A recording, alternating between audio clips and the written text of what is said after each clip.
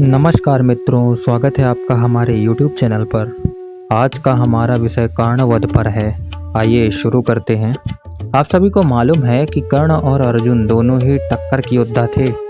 दोनों ने एक दूसरे को मारने की प्रतिज्ञा कर रखी थी। कुंती ने एक बार कर्ण को उसके जन्म का वृतांत बताकर उसे पांडव पक्ष में सम्मिलित होने का आग्रह किया था, परंतु जब उसने उसकी प्रार्थना को अस्वीकार कर दिया तब यह जानकर कि कर्ण अपूर्व योद्धा है और यह सोचकर कि मेरे पुत्रों को मार डालेगा, उसने उससे 5 पुत्रों के प्राणों की भिक्षा मांगी थी। इस पर कर्ण ने उसे यह आश्वासन दिया कि वह अर्जुन को छोड़कर अन्य किसी पांडव को नहीं मारेगा। अर्जुन के साथ युद्ध करने में या तो वह खुद मारा जाएगा अथवा वह अर्जुन को मार डालेगा। प्रत्येक अवस्था में कुंती के 5 पुत्र रहेंगे, या तो कर्ण को मिलाकर और अर्जुन को छोड़कर 5 या कर्ण के अतिरिक्त 5। समय आने पर अर्जुन और कर्ण का घोर युद्ध हुआ। उसका विस्तृत वर्णन करना आज के प्रसंग की बिल्कुल भी जरूरत नहीं है। केवल युद्ध के अत्यंत महत्वपूर्ण भाग का ही विश्लेषण हम करेंगे यहाँ पास। युद्ध के आखिरी दौर में कर्ण के रथ का पहिया पृथ्वी में धंस जाता है, जैसा आप सभी को पता है। अब कर्ण रथ के नीचे उतरा और हाथ के बल से पहिए को बाहर निकालने लगा। इस समय अर्जुन ने कर्ण को मारने का अच्छा अवसर देखा और उसने धनुष पर बाण चढ़ाया ताकि कर्ण को समाप्त कर दे, परंतु कर्ण ने उसे तब तक ठहरने के लिए कहा जब तक कि उसका पहिया न निकल जाए। अर्जुन ने कर्ण का यह आग्रह स्वीकार भी कर लिया, परंतु अर्जुन ने बाण न चलाने की प्रार्थना करते समय कर्ण से यह कहा कि इस समय मुझे अवसर देना तुम्हारा धर्म है। उसके वास्तविक शब्द ये थे कि प्रारब्ध से ही पृथ्वी में मेरे रथ का पहिया धंस गया, अतः जब तक मैं पहिए को न निकाल लूं तब तक बाण मत छोड़ना। इस समय बाण चलाना तुम्हारी कायरता होगी।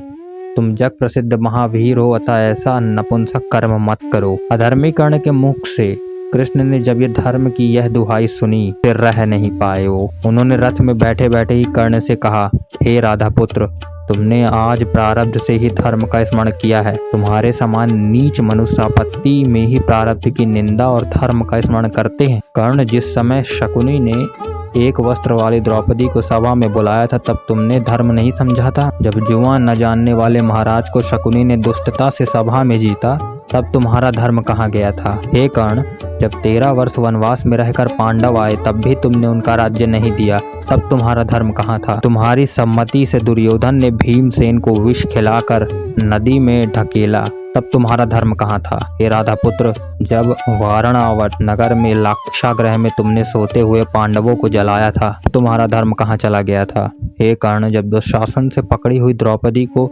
देखकर तुम हंसे थे तब तुम्हारा धर्म कहाँ चला गया था। हे राधा पुत्र, जब सभा में रोती हुई द्रौपदी को देखकर सब दुष्ट हंस रहे थे और तुमने उनका भी विरोध नहीं किया था, तब तुम्हारा धर्म कहाँ था। हे कर्ण, जब राज्य के लोभ से पांडवों के संग तुमने यह युद्ध करना या विचारा था और शकुनी के माध्यम से जुआ खेला था, तब तुम्हारा धर्म कहाँ था। जब तुमने अनेक वीरों से मिलकर बालक अभिमन्यु को मारा था तब तुम्हारा धर्म किधर था। अब सबों में धर्म नहीं था, अब इस समय धर्म है। अब अधिक बोलने से मुंह सूखने के सिवा और कोई लाभ नहीं है। हे सूत पुत्र, अब हमारे पास आकर धर्म सुनो। कुछ भी यत्न कर जीता नहीं बचेगा तू। जैसे राजा नल अपने भाई पुष्कर से जुए में हार कर फिर राज्य और यश को प्राप्त हुए थे, ऐसे ही पांचाली सहित पांडव भी अपने बाहुबल से शत्रुओं का नाश कर राज्य करेंगे। कृष्ण के इस मन्यु युक्त वचनों को सुनकर कर्ण का सिर लज्जावनत हो गया। पुनः धनुष उठाकर अर्जुन से युद्ध करने लगा और लड़ते लड़ते युद्ध में मारा गया।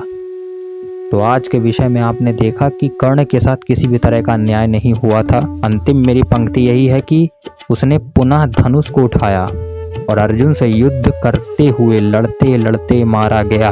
अर्थात जैसे 2 योद्धा आपस में लड़ते हैं उसी तरह इनके बीच भी एक युद्ध हुआ जिसमें दोनों अपनी अपनी योग्यता को सिद्ध करते हुए अस्त्र शस्त्रों का प्रयोग कर रहे थे और यथासंभव युद्ध भी किया, और अंततो गत्वा वो अर्जुन से युद्ध में परास्त हुआ। तो जो भी आज का विषय है, इस विषय को आज के लोग इस तरह से दिखाते हैं कि जैसे कर्ण बड़ा ही सम्माननीय व्यक्ति हो, उसने कभी अधर्म नहीं किया, अपितु अंत में अर्जुन ने ही जब वो अपना पहिया उठाकर गड्ढे से ऊपर रख रहा था कि समतल भूमि में आ जाए और वो बिना अवरोध के चला सके, और इस स्थिति में आकर के वो युद्ध करे तब तक के लिए अर्जुन को रुकना था, परंतु अर्जुन रुका नहीं, ऐसा आज की अवधारणा है। परंतु ऐसा नहीं है मित्रों। कर्ण पुनः धनुष उठाकर अर्जुन से युद्ध करने लगा और लड़ते लड़ते युद्ध मैदान में उसका वध हुआ है।